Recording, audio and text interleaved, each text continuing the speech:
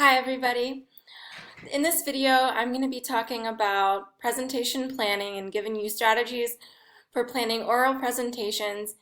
This is part one of a two-part video pair, and in this video I'm going to be specifically focusing on presentation planning and the similarities to composition, or looking at presentation planning as a sort of composition. So I can't reiterate enough that preparation really makes a presentation. Preparation is key.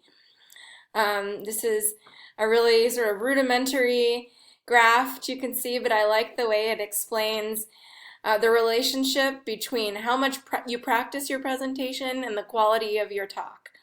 So I'm sure you've heard this before, but don't neglect it. It really is going to make a big difference on your presentation if you practice it first.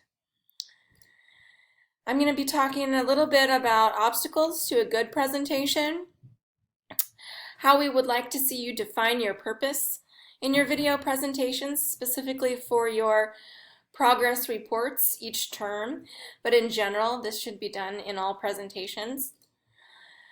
How you should construct your audience in your presentation. Once again, this goes for the progress update assignment for ECE 441 and 442, 443 series.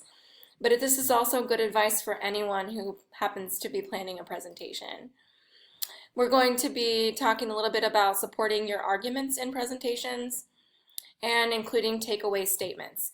So these are elements that are part of composition that I've created videos on concerning written documents, but they also apply in this case to oral presentations. Okay, so it might be important to know some of the obstacles to a good presentation so you can get those out of the way first off. I've already mentioned how important planning is. Well, you can't do appropriate planning. You can't plan adequately at the last minute. So procrastination is something to look out for. If that's a habit of yours, try to do away with it. Give yourself enough time, because later on you'll thank yourself and your audience will thank you. It won't be so awkward during your presentation because you'll know what you're saying and you'll be able to explain yourself more clearly. You'll also, as a result, feel more confident about your presentation if you've planned for it. In your presentation, you should define your purpose. I can't reiterate this one enough either. Somewhere in your presentation, at the beginning of your presentation, you need to define what your purpose is. Before you start your presentation, in the drafting process, right, the time when you're planning your presentation, it's going to be important for you to define your focus so that you know and your team knows, and you can create a presentation that is focused in general all around your main purpose and your main point. So that's going to be important for you to know as you're creating your presentation. Then when you're actually giving your presentation, it's going to be extremely important for you to state your purpose clearly at the beginning so that your audience knows the purpose of the presentation. You want to state that purpose along with your name, the date, and the occasion to frame the presentation, to make sure that the audience has a clear picture of why they are listening to this or watching this presentation and what exactly it is going to do for them and how they should then go and use this information to take away. Your purpose, defining your purpose, is also going to help you organize all your key points around that central message. At this point, at the beginning of the presentation, I'll also mention that it's going to be important to explain your expertise. Now, this is more framing information that should happen at the beginning of the presentation to establish your credibility. You know, why is it that you're giving this talk? Why should we listen to you as your audience as you give this talk? And another aspect of framing information that's going to help at the beginning is mentioning any weaknesses or explaining those weaknesses and responding to them in some way so that your audience gets a clear picture of what you're able to offer them and feels that you're being realistic as a presenter. Speaking of the audience, just like in a composition that's written, your Presentation planning process also needs to involve a constructed audience.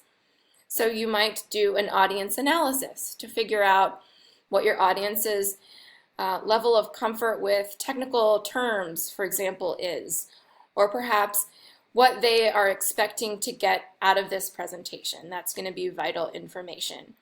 You want to determine their expectations for the tone, for the progress updates for the class, for example. You're going to want to have a professional tone. Also content, and so your assignment is going to tell you quite a bit about what content should be in the presentation, but your stakeholder is also probably going to be expecting some specific content from you, and you need to find a way to match those two to meet expectations, not only of the assignment, but also from your stakeholder.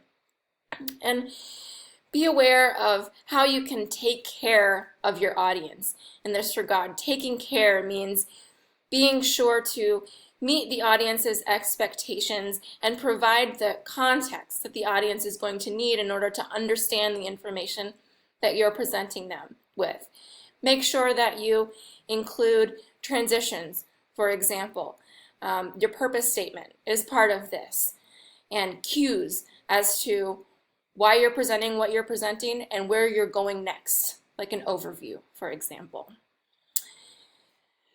So address the audience clearly and define who the audience is, what they will get from the presentation, and how they can use the information. These are elements that take care of the audience as well, and we expect to see these in all of your presentations that you create for the ECE Senior Design course. You're also going to want to support your argument. You're going to want to take your claim, state your claim clearly, use evidence and justification to back it up, and then anticipate and respond to counter arguments. So these are all elements that we've discussed in other videos regarding how you can build an argument, and they also apply to presentations.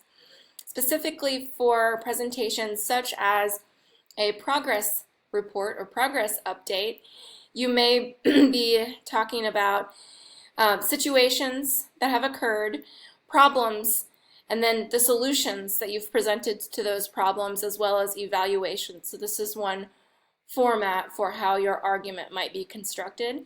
You also might have a cause and effect structure, and there are more of those listed in your engineering communication textbook. But what's going to be important is to be aware and to construct your argument along some logical model. Be sure to use your face, gestures, words, and your tone in creating your argument. This is one of the benefits of creating an oral presentation. You can use all of these and not just written words. And then visuals. You might have visual written words in your visuals to back up your claims. Images, graphs, tables, and numbers. Be sure to add framing information to these though. Be sure to explain how these back up your claims, otherwise they're not going to be as effective in backing up your claims. Keywords can also help. By repeating keywords, you're giving the audience direct cues as to the topic that you're currently discussing, and perhaps how one topic ties into another topic. Finally, you want to provide a takeaway at the end of your presentation. You can see a little cartoon. That's not how to do it. So, yeah, I guess this is the end. Please don't do that in your presentation. Your end of your presentation is really an opportunity for you to make your point one more time. At the end of the presentation, it may be what your audience remembers most about the presentation. It's because it's right before the end. So you might make key recommendations, key conclusions. Don't leave them with a weak impression. Leave them with a strong point. Reinforce your key message.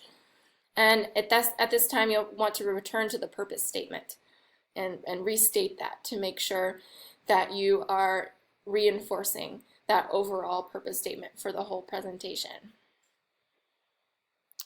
So be sure to prepare your presentation as if you were writing a paper. Okay, you want to prepare that much for the presentation. Don't wait until the last minute. It's going to be reflected in your presentation that you have prepared well for the presentation. Here's an interesting graphic about how long you should spend on different aspects of presentation planning. In this specific graphic, it says it takes 90 hours to craft a world-class, hour-long, 30-slide presentation. We aren't expecting that you're going to spend 90 hours, and we're also not expecting that you're going to create a world-class TED Talk, right? But we are going to expect that it's a quality presentation, and you can use this graph as a reference for about how long you should spend on each task, crafting the story, building the slides, and rehearsing. I hope this information is helpful. Please stay tuned for part 2 of this presentation strategy series.